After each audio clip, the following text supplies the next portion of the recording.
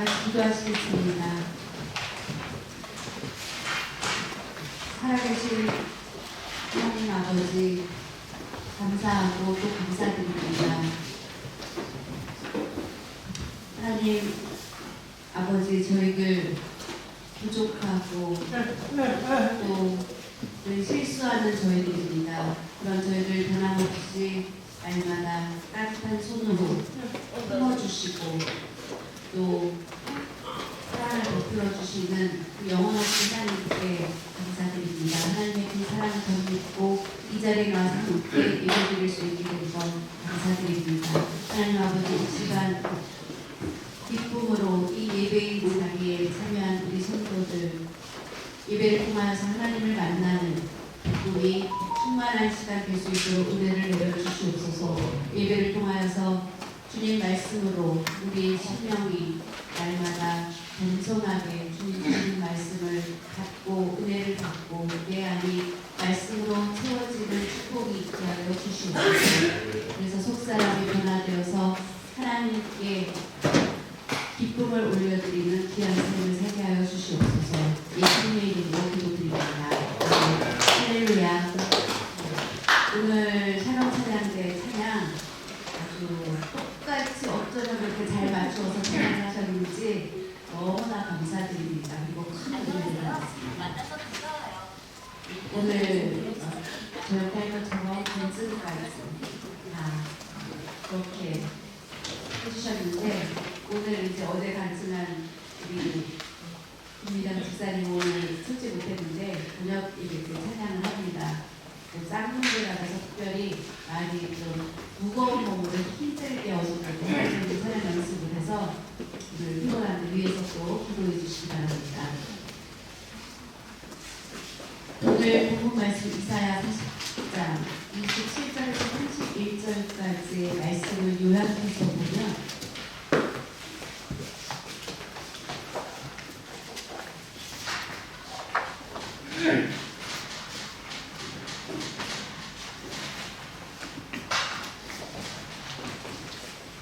바벨론, 이스라엘이고 바벨론이 있는데 그 지역을 보면 이란, 지금의 이란이고요. 그 당시에 이제 바벨론이었습니다. 그곳에 이스라엘 사람들이 포로로 붙잡혀가게 되었습니다. 포로로 붙잡혀가게 되었을 때 하나님 주신 예언의 말씀이 뭐였냐면 바벨론에 이제 너희들은 70년 동안 포로 생활을 할 것이다 라고 예언의 말씀을 주셨습니다. 하나님의 예언의 말씀을 주신 대로 정말로 이스라엘은 점령을 당하고 그리고 이스라엘 사람들은 왕까지 모두 다 이스라엘로부터 먼 곳에 있는 바벨론에 포로로 잡혀가게 되었습니다. 그리고 이스라엘 땅은 바벨론이 점령해서 다스리게 되었습니다. 바벨론이 점령해서 다스리는 그동안 그들은 포로 생활을 하면서 그들에게 희망이 사라진 것과 같습니다. 아무도 소망이 없는 가운데 절망스러운 삶을 사는 그런 가운데 있게 되었습니다. 그때 왜 우리가 바벨론의 포로로 잡혀가는가? 나의 길은 하나님 안에 숨겨 있는가? 나의 길은 다시 말하면 나의 길, 하나님이 혹시 나의 길을 외면하는 건 아니신가? 그런 의미입니다. 여기서 숨겨졌다라고 생각한다는 그 말씀의 의미입니다. 그래서 이스라엘 사람들은 안타까워하며 답답해하며 하나님 앞에 기를 들었습니다. 그런데 하나님께서 빨리 들어주시지 않았기 때문에 그들은 하나님이 우리를 외면하신 것 아닌가라고 울부짖게 됩니다. 그런데 그때 이제 선지자는 70년 포로 생활이 끝나고 나면 다시 돌아오게 될 것이라는 그 희망의 말씀을 전하게 됩니다. 왜 이스라엘 사람들은 그러면 바벨론의 포로로 잡혀가게 되었는가? 바로 이스라엘 사람들에게 있는 우상 숭배의 문제가 있었기 때문입니다. 하나님만을 섬겨야 되는데 그렇지 않고 우상을 섬김으로 인해서 하나님의 징계로 바벨론에 붙잡혀가서 포로 생활을 하게 되었고 70년 동안 포로 생활을 하게 되었습니다. 이스라엘 민족들은 역사적으로 보면 반복해서 우상을 섬기다가 하나님의 징계를 받고 깨닫고 돌아오면 다시 하나님의 은혜를 주시면 또 다시 우상을 섬기는 그 반복되는 그들 다시 깨닫게 하기 위한 하나님의 섭리 가운데 있었던 것입니다. 하나님의 징계로 그들은 고통 가운데 거하게 되었습니다. 그러면서 그들은 그 고통에 너무 힘들어했습니다. 우리 대한민국도 일제 36년 동안 일본의 압박 속에 지냈습니다. 그렇다고 해서 우리 대한민국의 모든 사람들을 일본으로 끌고 가서 포로 생활을 시켰냐면 그거는 아닙니다. 우리는 이 땅에 살면서 그들의 지배를 받았고 대신에 일제는 어떻게든지 한국의 한국의 정신, 역사를 말살시키려고 그렇게 정책을 썼습니다. 그래서 그런 가운데 우리는 굉장히 힘들어했었지만 그것과 비교하면 다 붙잡혀가서 바벨론에 가서 노예 생활을 했다는 것은 더 어려웠을 것입니다. 소망을 가질 수 없었던 그런 환경이었을 것입니다. 70년 동안 우리나라는 일제 36년이었는데 70년 생각하면 더 길고 긴 그런 시간이었을 것입니다. 그런데 그 시간 동안 70년 동안 그 오랜 시간 동안 이스라엘 사람들은 고통 가운데 힘들어했습니다. 그리고 그들은 괴로워하며 지내야 됐던 그래서 하나님께 우리가 숨겨져 있는가 우리의 길을 하나님이 외면하시는 건가라고 생각하게 되었습니다. 성경 말씀을 읽어보면 구약 성경을 보면 하나님을 섬기다가 이제 떠나서 우상을 섬기면 하나님이 진노하셨던 것을 보게 됩니다. 하나님이 진노하시면 이스라엘 민족은 다시 깨닫고 돌아오게 됩니다. 그러다가 편안하게 잘 살게 되면 다시 또 우상을 섬기고 그랬을 때 하나님은 분명히 경고를 하십니다. 그런데도 그들이 깨닫지 못하면 하나님이 진노하시게 되고 진노하시게 되면 그들은 다시 회개하고 돌아오는 그런 역사의 반복이었던 것을 보게 됩니다. 그러면서 그들은 결국은 이스라엘 점령을 당하고 바벨론의 포로로 잡혀가기까지 하게 됩니다.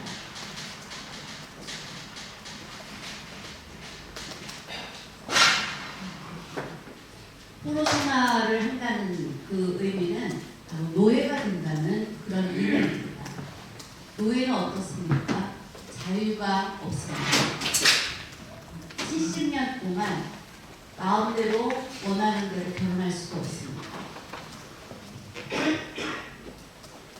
자신의 집을 가질 수도 없습니다. 그런 상황은 바로 어떻습니까? 소망이라는 것이 불가능한 그런 상황입니다. 소망이 없는 그런 상황에서 우리의 미래는 어떻게 될 것인지 그들은 불안해하게 되고 염려하게 됩니다. 그런 상황에서 이스라엘 사람들은 이제 하나님 우리의 길을 우리 나아가는 길을 하나님 외면하십니까? 라고 불평하게 됩니다. 그렇게 불평할 때 이사야 선지자는 그들에게 말합니다. 불평하지 마라. 그리고 하나님이 전하시는 말씀 회개하라. 너희가 불평하지 말고 변화되라. 우상을 섬겼던 것을 회개하고 돌아와서 하나님께로 돌아오는 변화된 삶을 살 때 하나님께서 틀림없이 은혜를 부어주시리라 라는 약속의 말씀을 전하게 됩니다. 그리고 여호와를 사모하라. 여호와를 앙망하라. 불평하는 일이 생길 때 먼저 여호와를 하나님을 사모하라. 그렇게 되면 달려도 굽히지 않고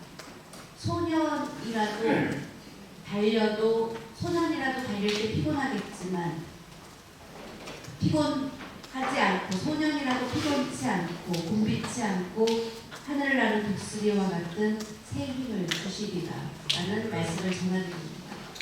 구약에 있는 이 말씀이 세계사의 역사 가운데 그리고 지금 현재에도 계속해서 이 말씀은 적용되는 말씀인 것을 보게 됩니다. 세상에서 살아가면서 힘들고 고통스러운 일을 사람들은 다 만나게 됩니다. 기독교인도 마찬가지입니다. 어려운 일을 만나게 되고 환난을 만나게 됩니다. 그러면서 불평할 일이 생길 때 이 안에 하나님의 뜻이 무엇인지, 내가 하나님의 뜻하고 맞지 않는 어긋난 길로 갔던 건 아닌지, 그래서 지금 하나님 경고를 주시는 것은 아닌지라고 우리는 이 말씀에 비추어서 또한 생각을 해보아야 된다는 것입니다. 그 마더 데레사,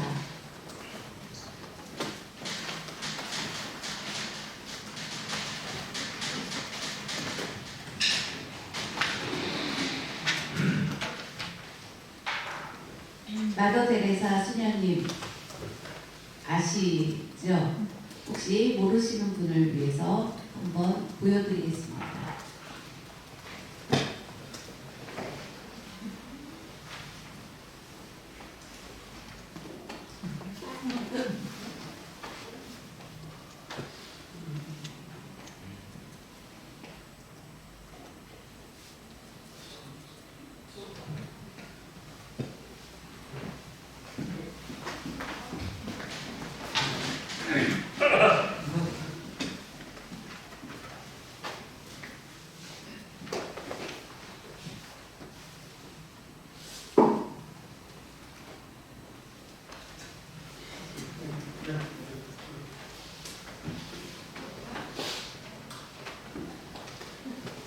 마더 데레사가 태어난 고향은 이제 유고에서 태어났습니다.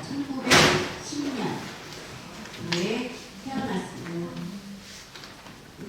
그리고 마더 데레사 수녀는 인도, 수화를 이렇게 두 가지로 쓰는데 인도에 이제 건너갔습니다.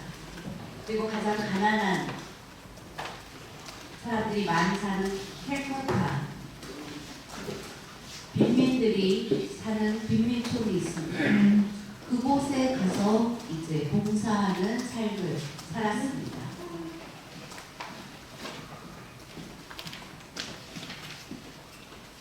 열심히 봉사하고 그곳에서 섬기면서 이제 학교를 세우고 가난한 사람들과 함께하고 먹을 것을 나눠주는 그런 봉사의 삶을 살았습니다. 마더 데레사의 일생을 살펴보면 아주 힘든 삶을 살았던 것을 보게 됩니다.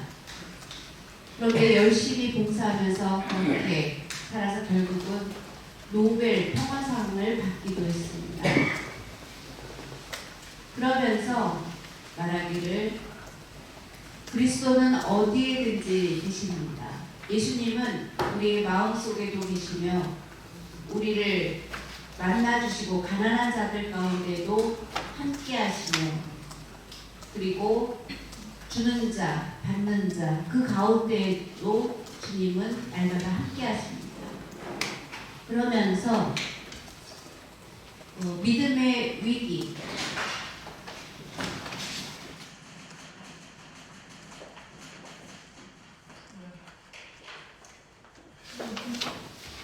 믿음의 위기와 또 영적으로 어두움을 만나는 그런 어려움을 그도 체험을 했습니다. 또 그런 어려움을 만났을 때 믿음에 대해서 의심했던 적도 있었다라고 고백합니다. 극심한 어려움을 만났을 때 그 자신도 믿음에 대해서 의심했었다고 합니다. 여러분도 아마 그런 경험이 있을 것입니다. 너무 힘든 어려움을 만났을 때, 경제적으로 생각지도 않은, 뜻하지도 않은 어려움을 만났을 때 나는 열심히 살았다고 생각하는데 내가 왜 이런 어려움을 만나지? 그런 순간 바로 영적으로 어둠을 만날 때가 있고 그러면서 믿음으로 위기를 만날 때가 분명히 있다는 것입니다. 나는 열심히 신앙생활을 하고 있는데 뜻하지 않게 내가 암에 걸렸을 때 나는 주님께 충성했다라고 생각하는데 왜 뜻하지 않은 그런 암이라는 질병에 내가 걸렸을까? 그 순간 믿음에 의심이 생기게 되고 그러면서 영적인 위기를 누구나 맞게 된다라고 말합니다. 예수님은 당신에게 그렇지만 특별한 사랑 갖고 계십니다 라고 말합니다. 그런 위기를 만난 사람들에게 예수님은 당신에게 특별한 사랑을 갖고 있는 것 같습니다. 내가 잘 안 될 때, 어려움이 있을 때, 내 안에 공허함이 있을 때, 그럴 때 왜 주님은 침묵하시는 거 아닐까? 그리고 또 그럴 때 영적으로 위기를 맞게 되면서 내가 기도하는 것도 힘들어질 때, 그럴 때가 사람 누구나 있다라는 것입니다. 그 순간을 만날 때 하나님 저의 믿음이 다시 일어설 수 있도록 기도해 기도합니다. 저를 도와주십시오라고 자신도 그런 기도를 드렸었다라고 그렇게 고백합니다. 어려운 상황을 만났을 때 내가 영적으로 어두움을 만나는 그런 경험을 했을 때 나의 믿음을 의심했던 순간이 있었다고 마더 데레사 같은 사람도 그렇게 고백하고 있습니다. 여러분 우리는 그런 일이 없습니까? 아닙니다. 믿음의 사람일지라도 그런 어려움을 만날 때가 반드시 있다는 것입니다.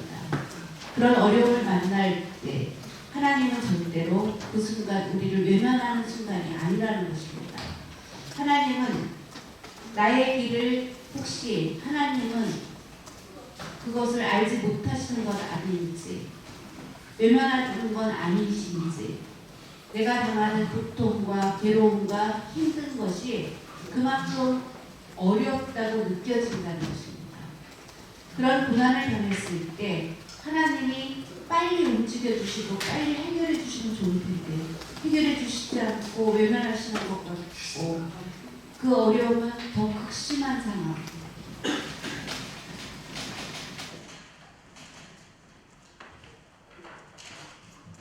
수화로 어떻게 표현합니까?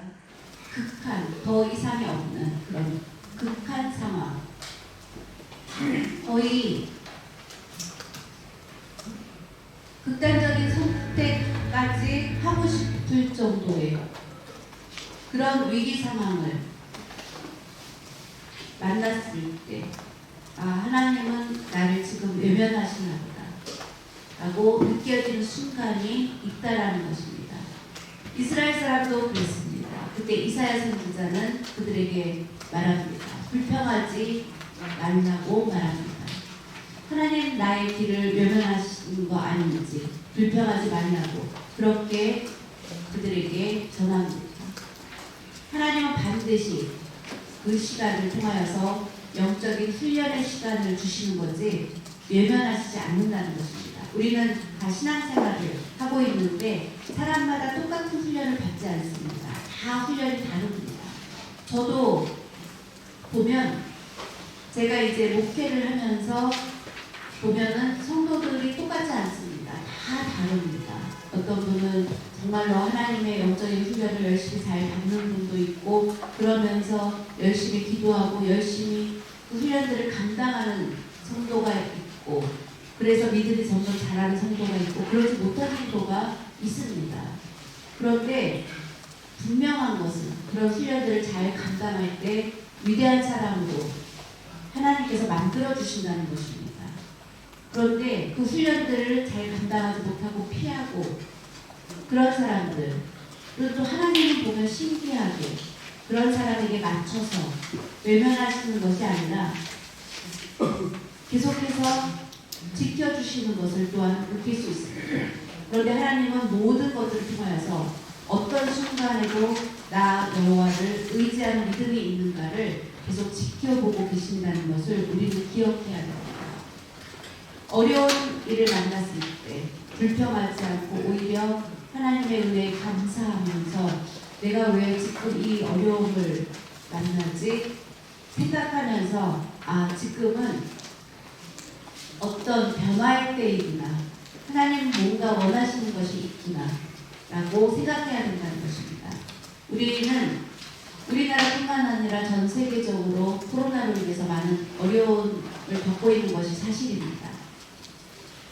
코로나가 처음에 생겼을 때 3개월이나 6개월 후면 없어질 것이다라고 사람들은 생각했습니다. 그런데 3년이라는 긴 시간을 코로나를 겪었습니다. 그러면서 경제적으로 굉장히 많은 어려움의 시기를 지나가게 되었고 아직도 그렇습니다. 그러면서 사람들은 앞으로 앞날에 대해서 걱정하는 소리들이 점점 커지게 되었습니다. 경제 전문가들까지도 위기이다. IMF에서도 전부 다 세계가 경제적으로 어려워질 것이다라고 그렇게 전망했습니다. 그렇지만 하나님은 지금 이 순간도 살아계시고 역사하십니다. 그 하나님을 믿고 의지하면 어려울 때일수록 우리의 시선을 땅에 두지 말고 그 시선을 하나님께로 돌리라고 말씀하십니다. 우리는 늘 생활로 인해서 바쁩니다. 그래서 하나님을 잊어버릴 때가 있고 바쁘다는 것으로 인해서 나 예배에 가야겠지만 내가 지금 너무 바쁘다. 그것이 나중에는 핑계가 되어서 하나님을 향하였던 나의 시선이 땅을 향하는 시선으로 바뀌게 됩니다. 그것이 점점 시간이 흘러가면 영적인 위기를 맞게 됩니다. 그 영적인 위기를 만날 때 하나님은 우리를 그대로 내버려 두십니까? 그렇지 않습니다. 반드시 깨닫게 해주십니다. 그때 빨리 깨닫고 하나님 앞으로 돌아와야 됩니다. 그런데 하나님은 그 깨닫게 하기 위해서 약간의 징계를 주시지만 하나님은 우리가 망하는 걸 원치 않으십니다. 그때는 반드시 그 다음에 희망이 있구나라고 깨달아야 됩니다. 그리고 하나님께로 돌아올 수 있는 하나님은 그 어떤 것도 다시 일으켜 세워주시고 회복시켜 주시는 능력의 하나님입니다. 우리가 빨리 돌아오는 것이 우리에게 유익한 것입니다. 믿음을 가지고 있는 사람은 특별히 그래서 불평하지 말아야 합니다. 내가 세상 일에 집중하고 세상에 너무 시선을 돌렸던 것을 끊고 그 시선을 하나님께로 돌리면 하나님의 은혜와 축복의 길이 열린다는 것을 꼭 믿고 나아가시기 바랍니다.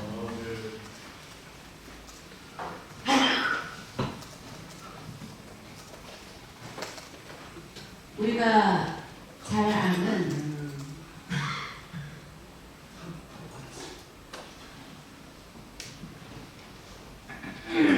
여러분 아마 많이 보셨을 것 같습니다. 마이클 제 폭스라고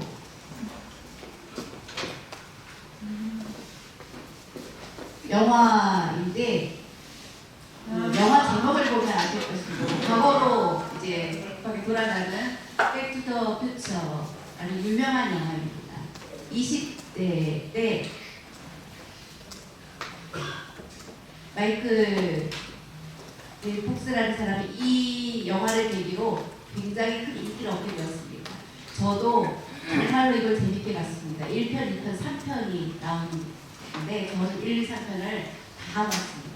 그렇게 재밌게 했던 영화인데 아주 인기 폭발이었던 그런 영화입니다.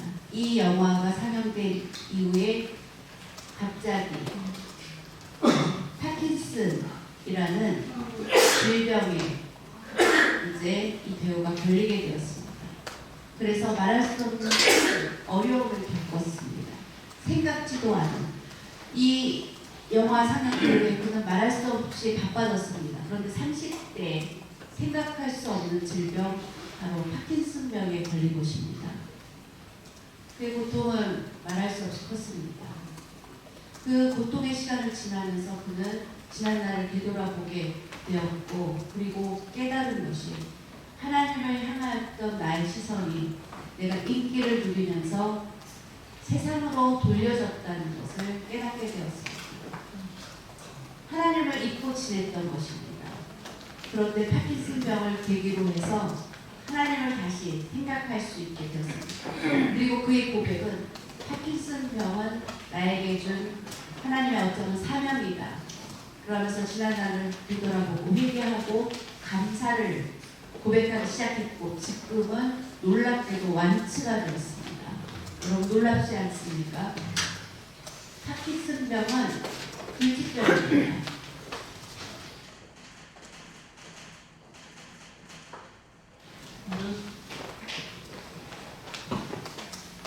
파킨슨병은 현대의학으로 고칠 수 없는 질병 중에 속해 있습니다. 매일매일 이 질병의 그 고통은, 환자의 고통은 말할 수 없이 크다고 합니다. 그런데 이 병에서 완쾌되고 결혼하고 자녀들까지 낳고 지금은 이 모습이 되어 있습니다. 나이가 이제 들었습니다. 이분의 일생을 보면 하나님은 어떤 질병, 어떤 위기 가운데서도 외면하지 않으시고 지켜주신다는 것을 꼭 믿으시기 바랍니다. 마더 데레사 수녀는 어느 곳에든지 주님은 계십니다. 여러분의 마음속에 계십니다. 극심한 가난한 가운데에도 주님은 계십니다. 아프리카에도 예수님은 계십니다. 어느 곳이든지 예수님은 계십니다. 그 말을 들으면 어떻습니까? 우리도 고백하게 됩니다. 내가 고통 가운데, 힘든 가운데 있을 때에도 주님은 나를 붙잡아 주셨구나. 그리고 어쩌면 극단적인 선택을 하는 순간도 주님은 나를 붙잡아 주셨구나. 그리고 인내할 수 있도록 해주셨고, 그러면서 시간이 지나고 나서 보면 그 어려운 시기를 주님 주시는 힘으로 이길 수 있게 되었구나 라는 것을 고백하게 됩니다.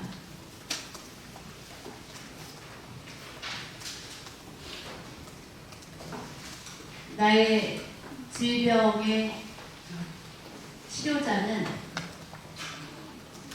내가 되돌아보면 바로 하나님이었다는 것을 고백하며 그 하나님의 은혜에 이 배우는 감사를 고백했습니다. 여러분, 언제든지 감사를 고백하는 우리 모두가 되시기 바랍니다. 어려울 때 오히려 더 감사하는 그런 믿음을 갖는 저와 여러분이 되시기 바랍니다. 성경 말씀을 보면 가장 극한 고난을 경험한 사람은 누구를 말할 수 있을까요? 욥을 말할 수 있습니다.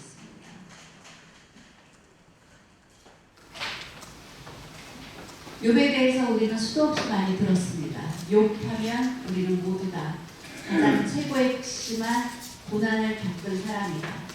이만한 고난을 겪은 사람은 전 세계에 아무도 없을 것입니다. 왜냐하면 그는 말할 수 없는 부자였습니다. 동방의 최고의 갑부라고 했습니다.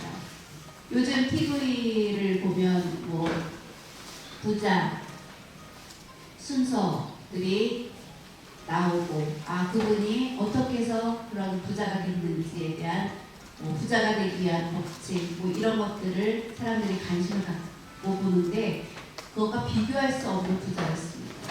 우리 대한민국 안에서만 보면 우리가 최고의 부자 하면 삼성이라고 생각을 합니다. 그런데 욥은 그것과 비교할 수 없는 부자였습니다. 그가 가지고 있었던 소와 낙타와 모든 짐승들의 숫자가 1000마리가 넘는 그런 갑부였습니다. 놀랍지 않습니까? 그 당시에. 그런데 그랬던 그가 하루아침에 불행이 몰려왔습니다. 바로 하나님이 그런 축복을 줬으니까 그가 하나님을 믿는 거지. 그가 어려움을 겪으면 하나님을 찾겠냐고 그랬을 때, 그리고 시험에 붙다고 했을 때 하나님께서 생명만 건드리지 말고 시험하라고 허락해 주셨습니다. 사탄은 그가 이런 어려움을 만나면 하나님은 분명히 원망할 것이라고 생각했습니다. 그런데 어떻습니까? 그런 어려움을 겪었을 때 가지고 있던 전 재산을 잃어버렸습니다. 양과 소와 모든 목숨을 잃어버렸고 자녀 10명이 다 하루아침에 죽게 되는, 자녀를 잃게 되면 그 부모의 마음은 어떨까요? 한 자녀가 먼저 죽어도 그 괴로움은 말할 수 없이 클 텐데 10자녀가 하루아침에 세상을 떠났습니다. 그 절망은 표현할 수 없는 절망일 것입니다. 하늘이 무너지는 그런 절망, 이것은 회복이 불가능한 절망이었을 것입니다. 그 절망의 순간에 하나님 왜 저에게 이런 일을 주십니까? 우리 보통 사람이라면 그렇게 원망할 만한 그런 상황이었습니다. 그리고 그가 함께 의지해야 됐던 그의 아내마저도 그를 버렸고 더군다나 그 자신이 극심한 욕창에 걸렸습니다.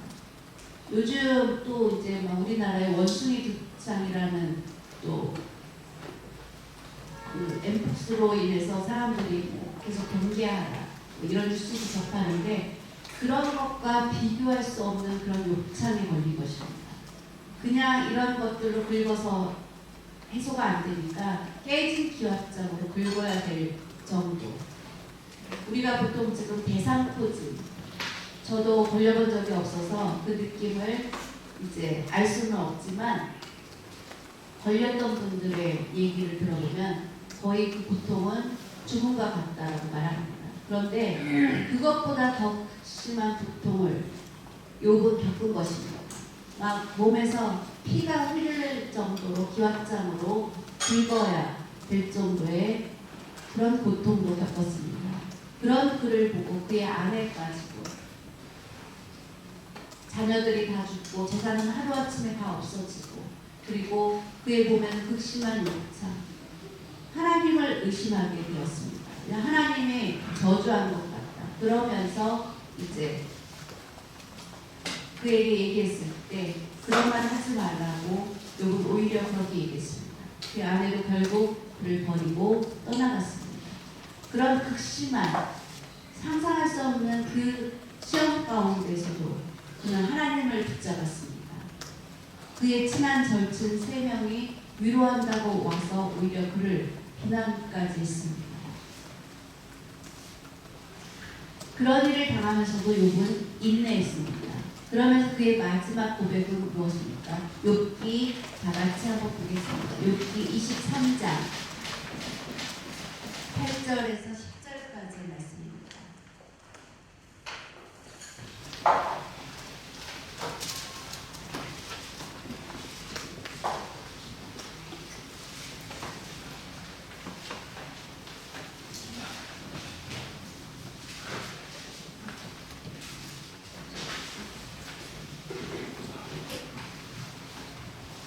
그런데 내가 여기 앞으로 가도 그가 아니 계시고 뒤로 가도 보이지 아니하며 그가 왼쪽에서 일하시나 내가 만날 수 없고 하나님이 오른쪽으로 돌이키시나 배울 수 없구나.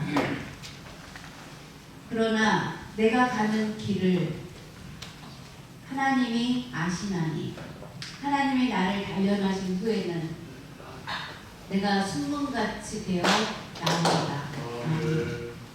욥의 믿음은 정말로 위대한 믿음의 고백을 한 것입니다.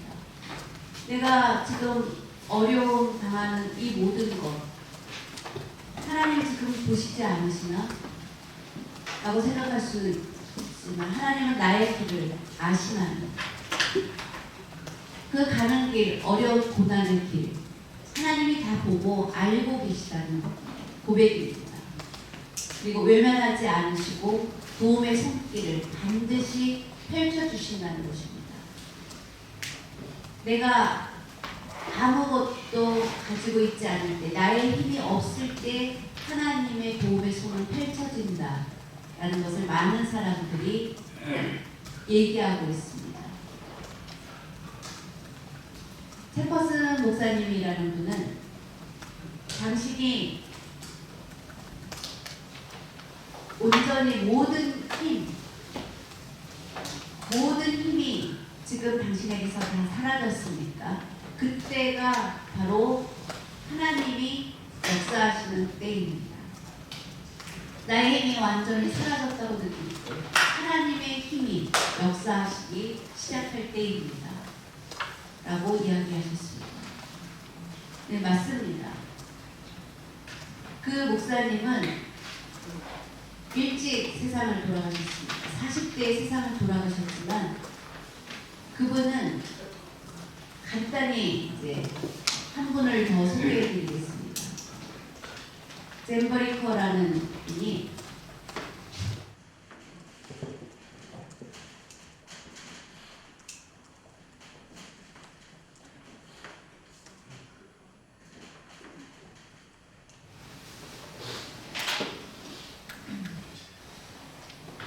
여자분인데 태어날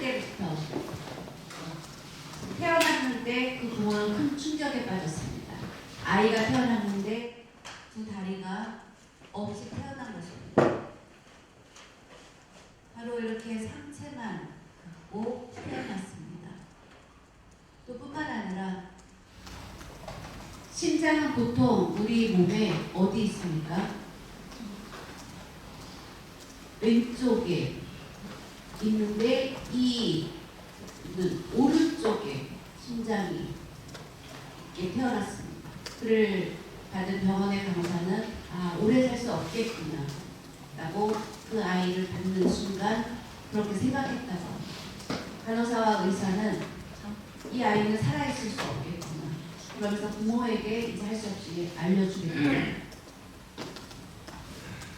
이 아이는 키울 수가 없을 것 같습니다. 위에 언니는 아무런 이상 없이 태어났는데 이 아이는 이제 태어났지만 키울 수 없을 것 같다. 그래서 결국 이 아이는 이제 미국으로 입양을 보내게 되었습니다. 그런데 놀라운 것은 살아있습니다. 두 다리가 없지만 그는 그래서 자라면서 많은 어려움을 겪었습니다. 그 자신의 모습을 저런 모습을 거울로 보면서 더군다나 여자분이 자신의 다리가 없는 모습을 보면서 매일매일 거울을 볼 때마다 얼마나 힘들었겠습니까? 그래서 많은 고민과 괴로움이 있었다고 합니다. 학교에 가서도 친구들로부터 놀림을 당하고 친구들하고 잘 사귈 수도 없었고 그랬던 그녀인데 그를 입양한 부모는 믿음의 사람이었습니다. 예수님을 믿는 그 믿음의 사람. 절대로 하나님이 너를 외면하시지 않을 거다. 할 수 있다. 너도 할 수 있다. 라는 것을 늘 심어주었다고 합니다. 안 된다고 생각하지 마라. 할 수 있다. 할 수 있다. 그래서 나는 할 수 있어. 나는 할 수 있어. 어렸을 때부터 그런 생각을 하면서 그가 이제 나는 다리가 없어서 할 수 없는 것들이 많이 있지만 나는 할 수 있어. 그러면서 그는 발견한 것이 뭐냐 하면 나는 이제 어떻게 하는지 이렇게 밑에서 튕기면서 하는 그래서 공중을 오히려 이렇게 도는 그 일을 하게 되었다고 합니다. 나는 나 자신을 장애인이나 또 불구자 어떤 면에서는 외형적으로 결함이 있다고 여기지 않는다. 내가 못할 것은 아무것도 없다.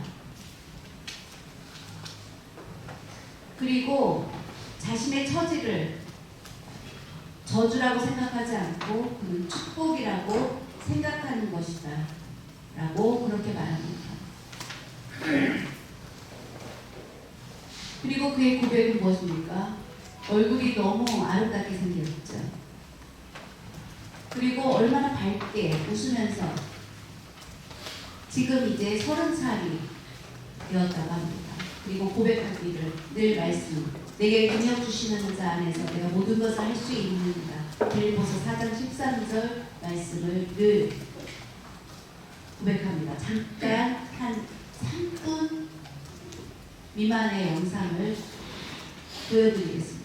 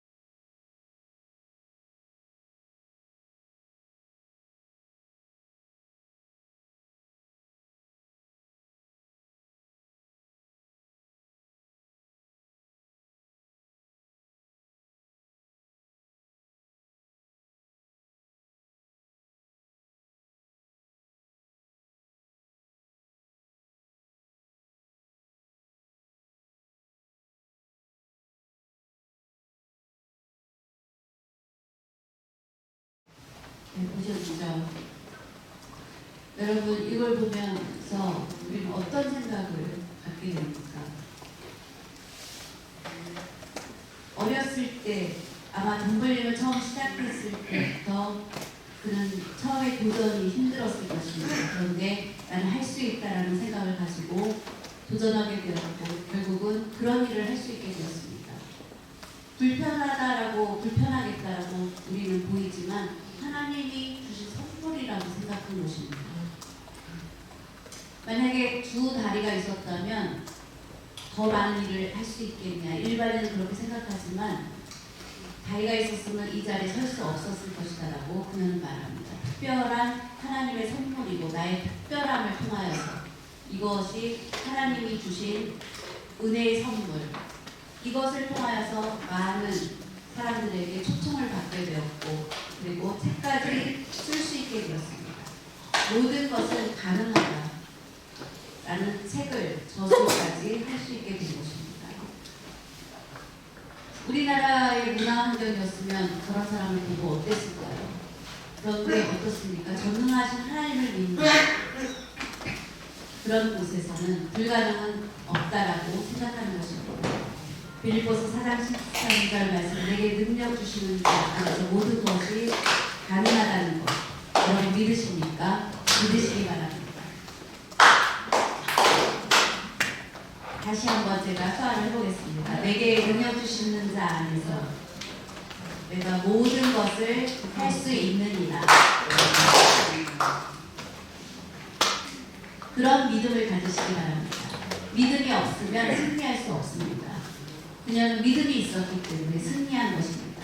어려운 환난, 극심한 환난, 하나님 외면하시고 숨어있는 순간이 아니라 그 순간도 하나님은 지켜보고 계시다는 것을 꼭 믿으시는 여러분 모두가 되시길 예수님의 이름으로 축복합니다. 하나님 아버지 감사드립니다. 오늘 주시는 하나님의 말씀을 은혜 주심을 감사드립니다. 나의 가는 길이 어렵고 힘들 때도 많이 있습니다. 혹시 그랬을 때 하나님 지금 이 순간 저를 외면하시는 건 아닙니까라고 불평하려고 할 때 내게 능력 주시는 자 안에서 모든 것을 할 수 있다는 말씀을 붙잡고 지금도 하나님께서 나를 외면하시지 않는다는 것을 믿고 하나님의 역사하심을 믿고 나아가며 승리하는 우리 모두가 되게 하여 주시옵소서. 여러 가지 주변 환경이 어렵다고들 말합니다. 흔들리지 않게 하시고 믿음 위에 굳건히 서서 승리하는 그런 믿음, 하나님께 시선을 돌리고 날마다 피곤치 않게 하시고 독수리와 같은 새 힘을 주시는 그 하나님의 약속의 말씀을 믿고 나아가는 축복된 삶을 살게 하여 주시옵소서. 어떤 일을 만나더라도 절망하지 않고 주님만 의지하며 기도하며 승리하며 나아가는 은혜의 삶을 살게 하여 주시옵소서. 모든 말씀 예수님의 이름으로 기도드립니다. 아멘.